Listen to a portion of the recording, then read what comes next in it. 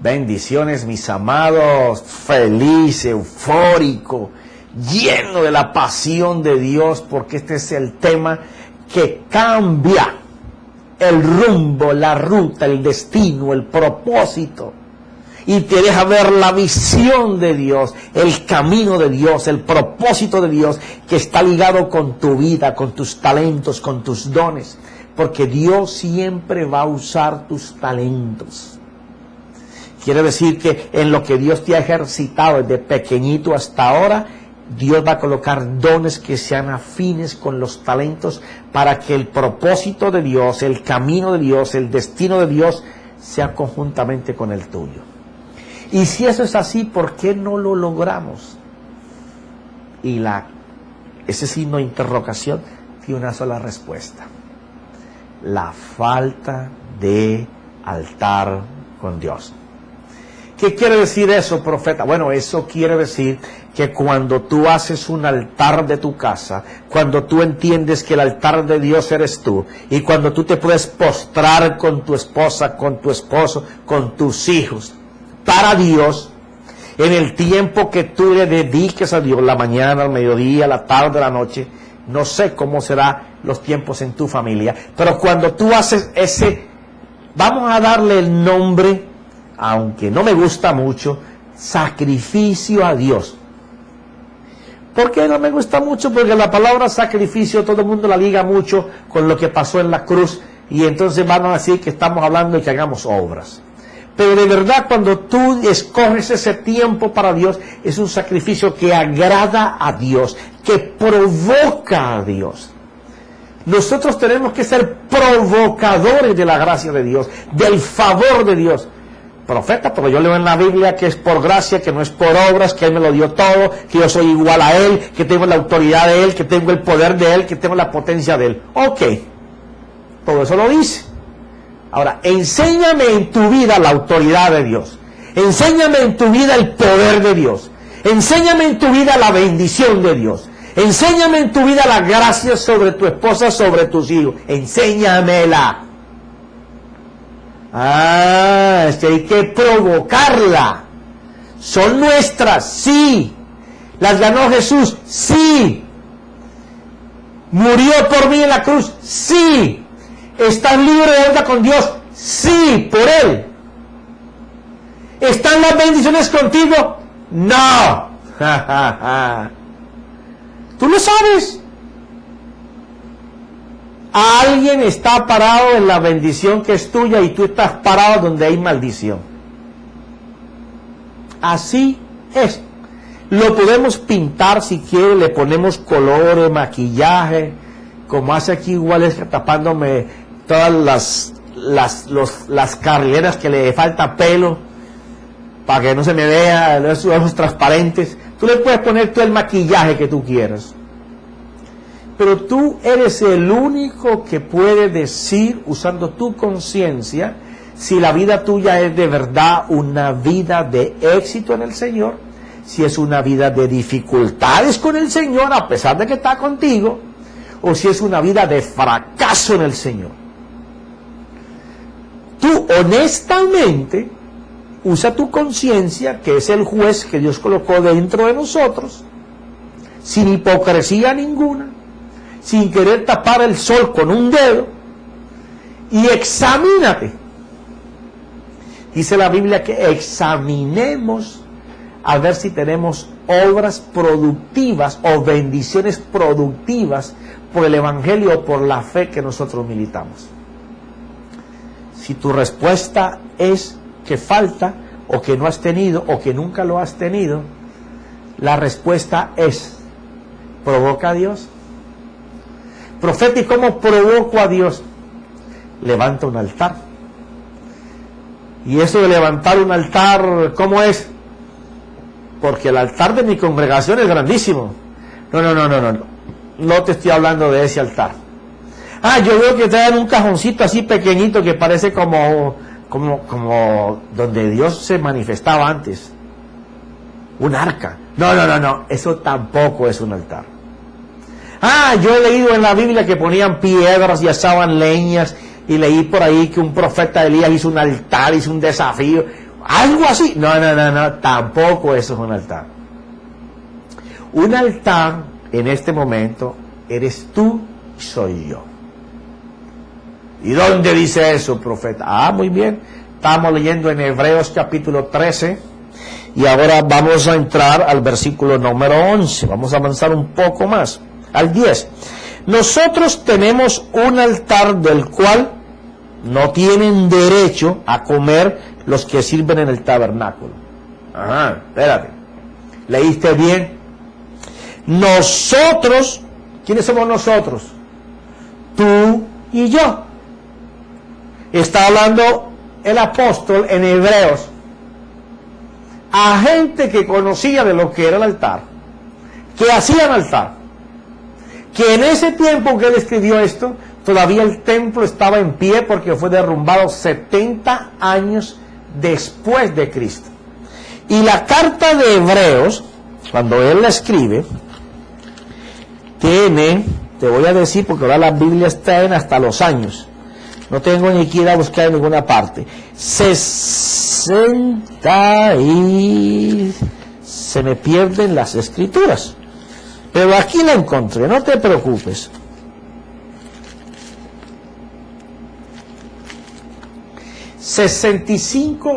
Entre 65 y 68 años después de que Jesús muere y el templo está en pie. Todavía Darío no lo ha derrumbado, no este Darío, miramos José Darío, no, el Darío de aquel tiempo. Y dice, nosotros tenemos un altar del cual no tienen derecho a comer los que sirven en el tabernáculo, porque ellos tenían altar y hacían sacrificios en el altar. Entonces Pablo se para, dice, oye muchachos, ustedes tienen un altar que es diferente al de nosotros. Nosotros tenemos un altar del cual no tienen derecho a comer los levitas o los sacerdotes que sirven en el tabernáculo. ¿Tú te imaginas a Pablo parado ahí con toda la raza judía, con todos los encapuchados, esos encapados que andaban, que no les podían tocar, porque la religiosidad de ellos y la santidad estaba en sus vestidos y en sus barbas y en sus trenzas y en sus capuchas y todo lo que ellos por fuera querían impresionar al pueblo, aunque invalidaban la palabra de Dios por sus ritos y sus costumbres. Y Pablo le dice, mira, eso que ustedes tienen, me río, eso que ustedes tienen, ya eso es basurita.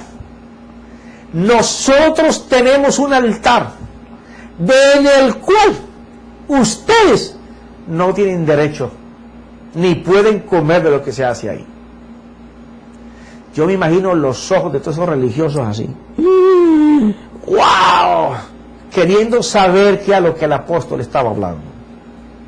Y él viene y suelta esta cosita tan bella.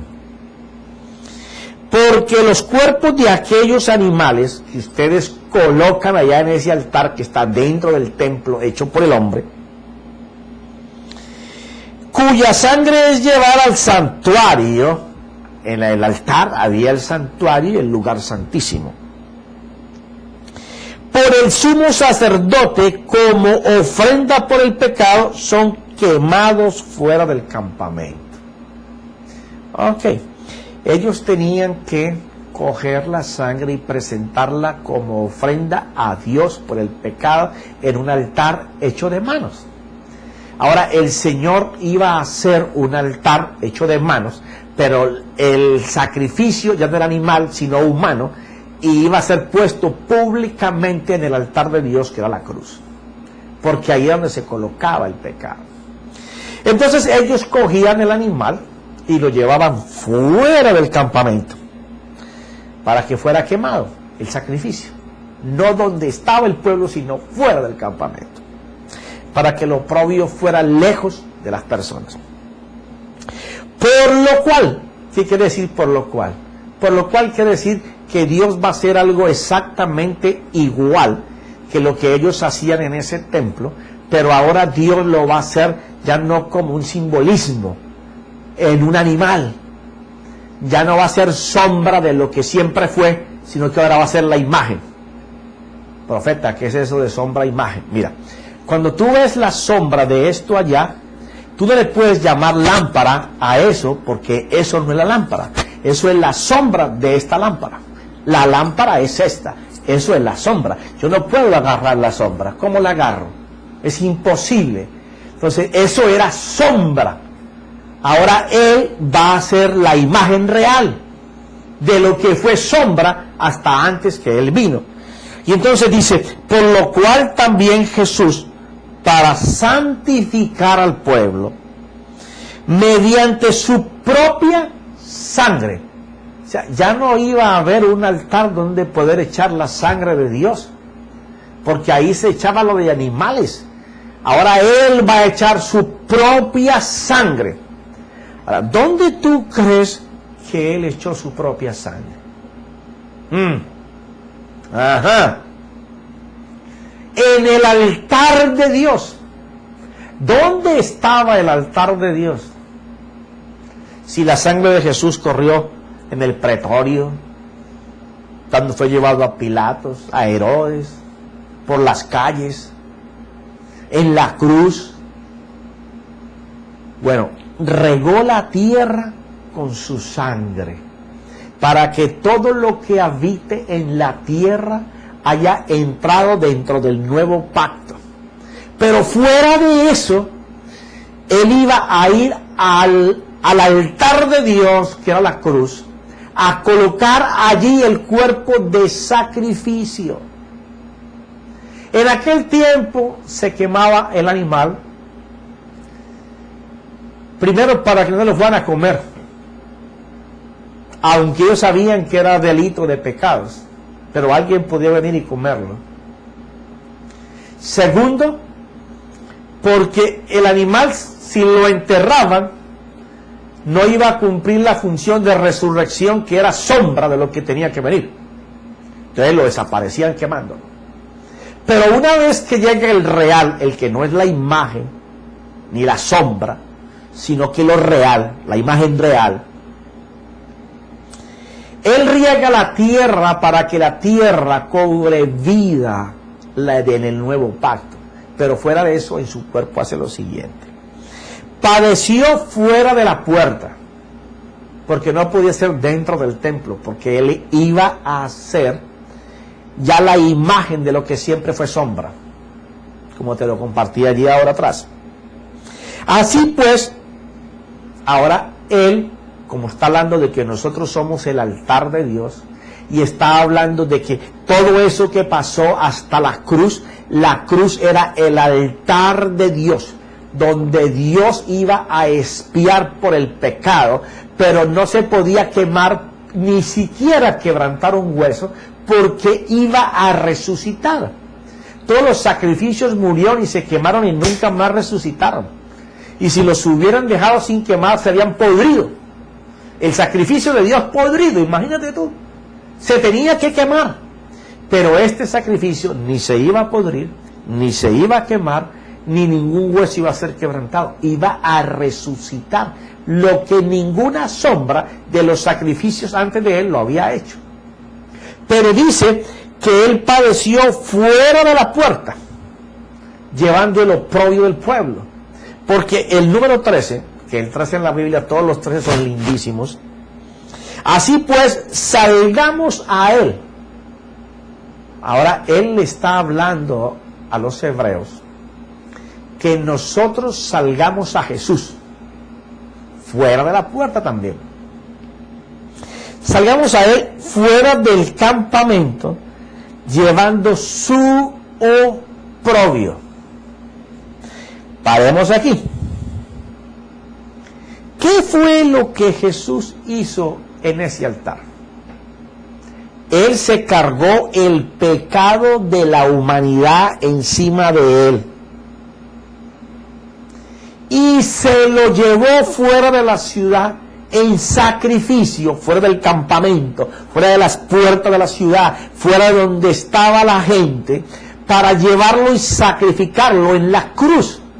Él llevó el pecado de todo el mundo, así todo el mundo no acepte que él lo llevó, y muchos de los del mundo se van a perder por no aceptar eso.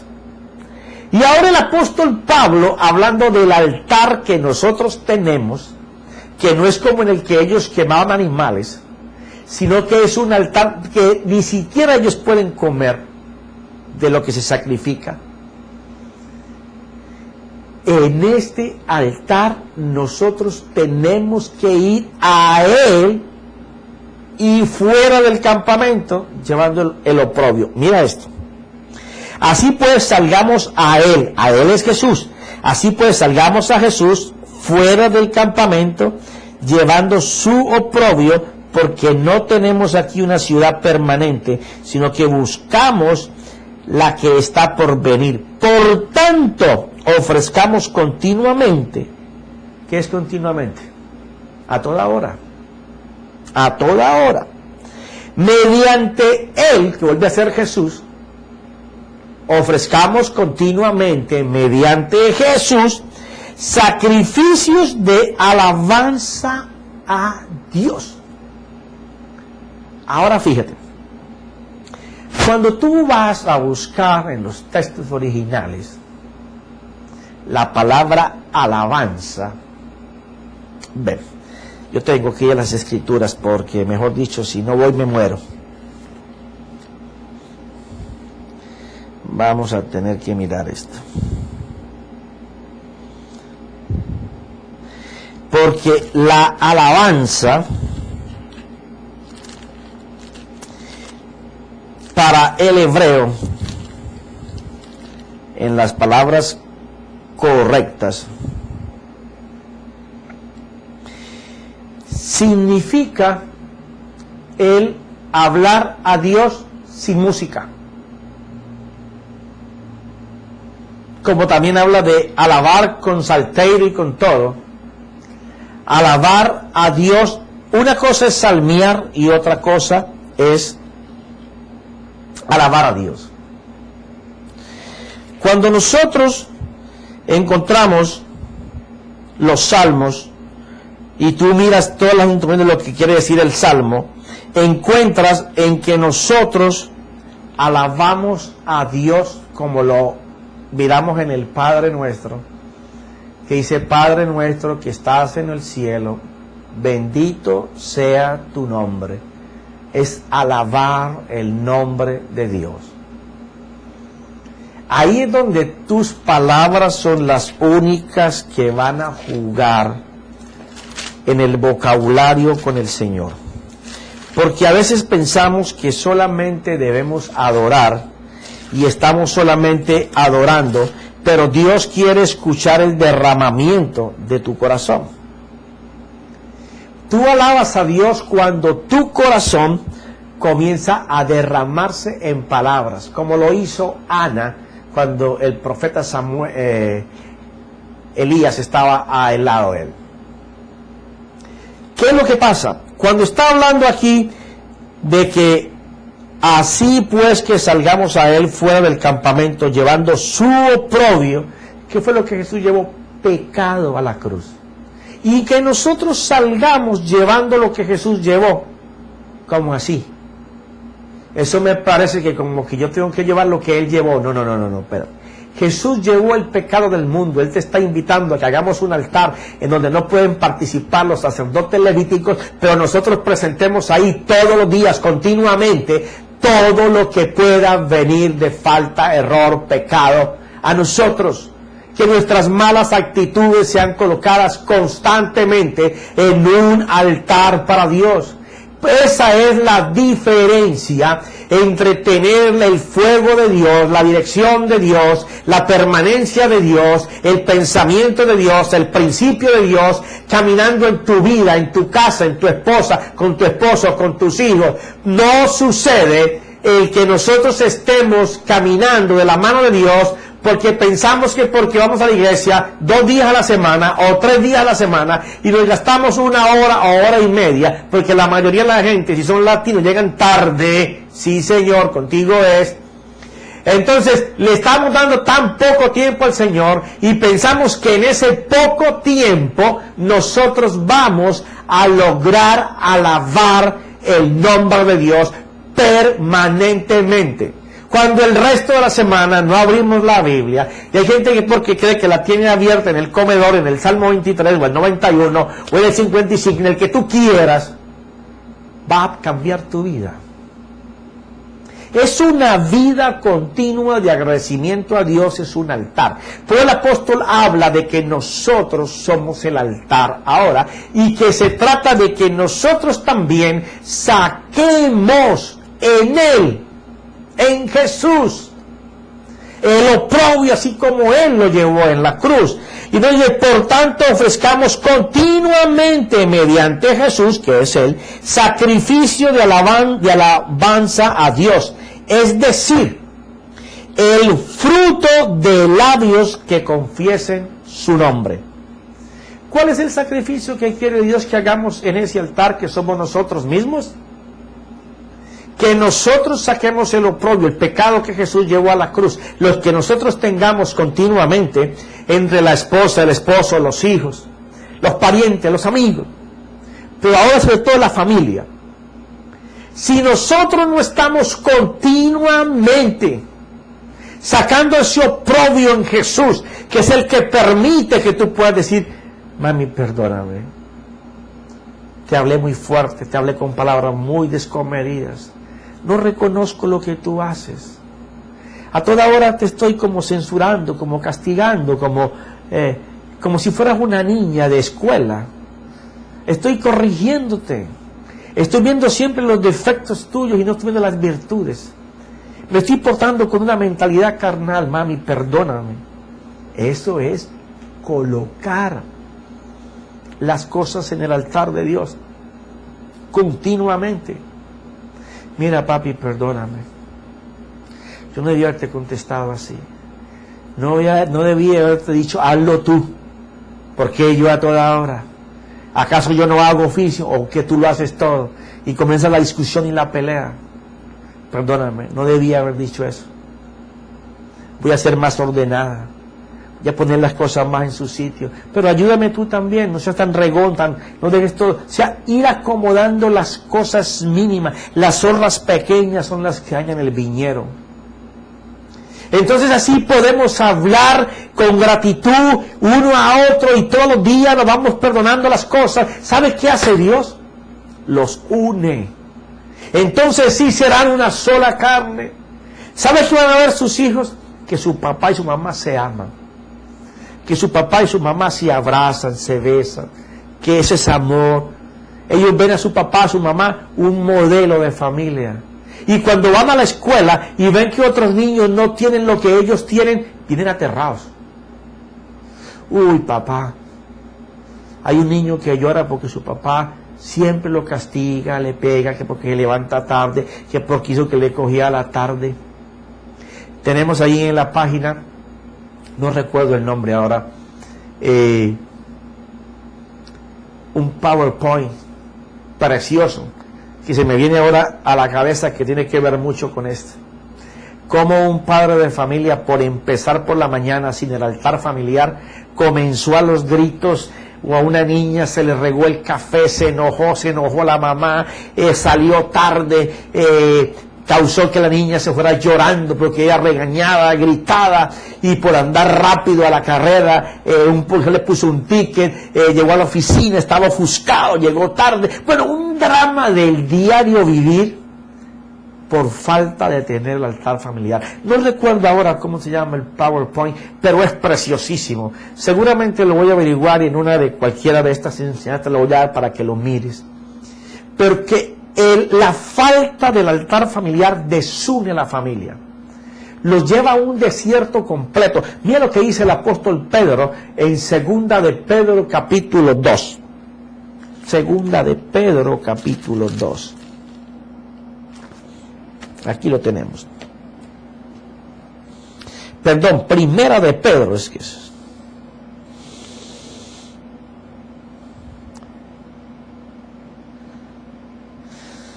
Por tanto, desechando toda malicia y todo engaño, hipocresía y envidias y toda difamación, desead como niños recién nacidos la leche pura de la palabra. Imagínate, tú estás comparando a un niño recién nacido cuando se toma el teterón. Tú no has visto eso, y cuando le da hambre las tres horas, y se toma, pero eso es ahí con unas ganas, y si no le tienes el tetero listo, está llorando. Y nos está comparando así, que si no tenemos ese alimento cerca, puro, constante, nos pongamos como un niño recién nacido. ¿No lo has visto acaso? Así dice él. La leche pura de la palabra para que por ella crezcáis para salvación. Y a esta es gente que ha sido salvada. Aquí la palabra salvación está dando la palabra souso, que es para que alcance diariamente la salvación, para lo cual se necesita colocar la fe en los dichos de Dios. Y entonces dice, si es que habéis probado la benignidad del Señor, y viniendo a Él, esto es lo que me encanta, viniendo a Él como una piedra viva. Imagínate, nos está comparando con un carbón encendido. Tú no has hecho un barbecue ahí, no has hecho por ahí un fogoncito con leña. No te estoy hablando del tizón ese que se ve negro, no. Te estoy hablando del que está encendido, que tú lo ves que está rojo y a veces azul y a veces amarillo, así encendido, una piedra viva. Entonces dice que seamos así.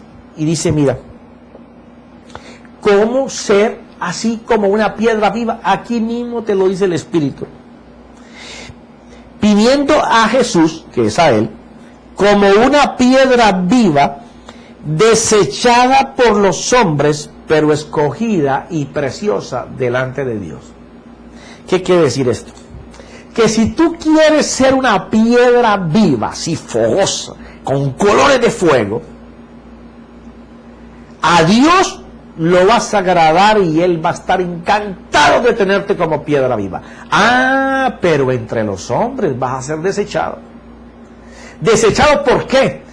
Porque ya tus horarios no van a ser para jugar lo que ellos juegan, para hablar lo que ellos hablan, para ver la pornografía que ellos ven, o los deportes que se ve con todos, para disfrutar de lo que siempre hacías. Entonces nosotros ahora para ellos vamos a hacer lo más ridículo, lo más cursi, el religioso, el santurrón. Ya en esto le sale arriba el arito amarillo. ¿Por qué? Porque nos van a desechar, porque cuando tú te conviertes en piedra viva, saca un carbón encendido y colócalo al pie de leña seca. Si no avivas al carbón, si ese carbón encendido no se aviva por sí solo, no va a prender la leña seca. A mí me encanta hacer fogatas y yo sé lo que te estoy hablando. Si yo coloco un carbón encendido en medio de unas leñas secas, o la leña seca me va a consumir el carbón hasta apagarlo, y él va a dejar una pequeña marquita de que estuvo allí, pero no lo va a mantener encendido, porque no está avivado, no está alimentado por el aire, por el oxígeno que le va a provocar el fuego continuo, y sobre todo, que no está rodeado de más piedras vivas. Y entonces los muertos, los secos, me apagan el fuego. Pero ¿sabes qué he visto? Que cuando yo tengo varios carbones encendidos y le tiro a ese barbecue uno seco, inmediatamente lo prende, comienza a ponerlo blanquito, caliente, y luego una llamita, y luego una chispita, y luego el que estaba cerca es otra piedra encendida. ¿Qué te quiere decir eso? Que uno como hijo de Dios, como piedra viva que agrada a Dios, y aunque el hombre te deseche, tú tienes que comenzar a desechar las cosas que siempre has tenido, lo que siempre has hecho, las personas que siempre te han rodeado, pero que no te llevan a ver las cosas de Dios, sino a ver la necesidad del mundo. Entonces ya no tendrás información que está entrando a ti diciéndote que todo está malo y que no se puede. Ahora la información que tú tienes es con la que tú te pegas con los carbones encendidos, porque ellos son los que te están llevando a las cosas de Dios. Ellos son los que te están diciendo sí se puede alcanzar, Dios es poderoso, Dios es sanador, Dios va a proveer, Dios es creador. Pero ¿qué pasa en una familia en donde nadie es carbón encendido? ¿Qué pasa en una familia donde solo uno es carbón encendido? Va a caer en medio de todos los demás miembros de la familia y se va a secar. Entonces, en vez de él convertirlos en fuego, ellos lo van a convertir en una piedra seca. Pero profeta, ¿qué pasa si así es mi vida? Ajá. Allá voy. Que tienes las armas y el poder de Dios para hacer que todos se enciendan. ¿Cómo enciendes tú un fuego? Si yo tengo una piedra, un carbón encendido y traigo una madera seca y la coloco encima, al lado o por debajo de la piedra para que se queme, ¿qué tengo que hacer? Bueno, cuando yo hago mis fogatas aquí, yo tengo que hacer combustión. Y sóplele, y sóplele, y sóplele, y sóplele. Porque cuando yo le estoy soplando, estoy activando a la piedra viva, al que está encendido, a que me dé llama, para poder quemar el que está seco. ¿Y eso qué significa, profeta? Bueno, eso significa que tú necesitas el soplo del Espíritu de Dios. Necesitas el fuego de la palabra que habla ahí. Desear la palabra de Dios como niño recién nacido, de que si no le dan su tetero llora, así debes de ser tú delante de Dios. Quiere decir que a veces hay que empezar el altar familiar solo, porque las demás personas no entran en la misma visión que Dios nos ha puesto en este momento, pero nosotros somos la piedra viva que va a encender a todos los demás, porque nos vamos a dejar avivar y soplar por la palabra de Dios y por el viento recio de su Espíritu. ¿Y cómo se hace eso, profeta? Así, mira, así, orando. ¿Cuánto tiempo? No lo sé. Posiblemente si llevas 15, 20 años fuera de la oración, de la comunicación con Dios, no vayas a creer que tú ahora te postras así de rodillas y que inmediatamente el Señor va a hacer los cambios. Puede que los haga. Si en el corazón del Señor ya ha preparado a los demás, lo va a hacer. Pero cuando tú estés de rodillas, y lo que vale no es estar de rodillas, ni estar sentado, es arrodillar tu yo. Muchas veces el más violento en la casa, el que más daño ha hecho, es el que Dios llama. Y ese es un altar que se prende muy rápido. Porque si el que causa los problemas es el que Dios lo llama como piedra viva, cuando los demás ven la transformación, reconocen que la mano de Dios estuvo allí. Pero ¿qué tal cuando es el violento el que no cambia? Y tú eres el manso, el hombre de Dios, la mujer de Dios, que tiene que estar arrodillando su alma. Y que pasan los días y aunque se agraven las cosas, tú no vas a prestarle tu oído a los que van a decir, no, mi hija, pobrecito, sepárate, divórciate, no sirve. Eso no va a cambiar jamás. Eso no viene de parte de Dios. Tú tienes que juntarte con gente que ore contigo por la misma causa. que sientan el dolor de esa familia que está dividida o al borde de la destrucción, porque están orando porque la esposa o el esposo entren en el mismo fuego, y que la piedra de Dios, la piedra viva que eres tú, es la que va a encender ese fuego. Y cuando te ve tu familia de rodillas, puede que el primer día se burlen, puede que el segundo día hasta te saquen de la comunión de tu oración. Pero cuando ellos vean que tú te encierras y ya sabes que tú estás solo, separado, como dijo el Señor, ve ahí en la soledad de tu cuarto, empieza a orar, comienza a pedirle a Dios, que Dios que te ve en los secretos, te bendecirá, te honrará en público. Conozco la vida de un pastor. Él ahora es un pastor, pero en aquel tiempo él conoció a su señora, el señor, estaba casado. Su esposa se burlaba de él, porque estaban enseñados a una vida de discotecas, de griles, de peleas, de tabernas, de moteles, fiestas en la casa, droga en la casa. Y de repente Dios lo toma, se encuentra él con el Señor. No que el Señor esté perdido, el perdido era él, pero se encontró un día con Dios y llegó a esta situación. Se dio cuenta que si el altar familiar de Dios se establecía en su casa, Dios iba a hacer los cambios. Hijos en las calles, hasta en las pandillas, tenía uno de ellos. Comenzó ese padre así, clamando a Dios, confesando sobre sus hijos: estoy orando por ti para que Dios te sane de todo el daño que yo te hice. Nunca le dijo lo malo que estaba haciendo, el daño por el cual él estaba haciendo eso. Y era él, y era su esposa, y él se lo decía, y se lo confesaba, y Dios va a estar sobre tu vida. Y la oración estuvo y anduvo por 2 años. A los 2 años cayó la esposa en los brazos del Señor. Después fue su hija, y después sus hijos. Un corazón arrodillado delante de Dios provoca el fuego de Dios, la palabra y el viento, el soplo del Espíritu, que enciende esa familia y la cobija bajo los brazos de Dios.